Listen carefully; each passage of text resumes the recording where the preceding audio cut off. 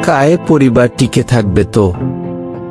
একদিন স্কুল থেকে ফিরে রনি বলল, বাবা, আমাদের টিফিনের টাকা একটু বাড়াবে। সব বন্ধুদের টিফিন ভালো হয়, আমি শুধু বিস্কুট খাই।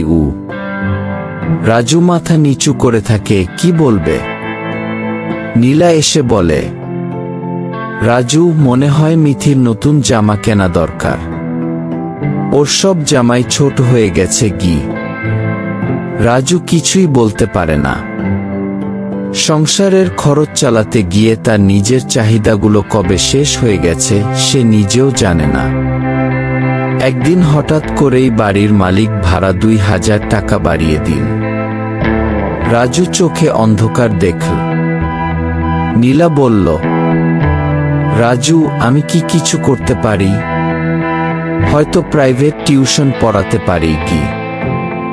রাজু একদম চুপ হয়ে গেল।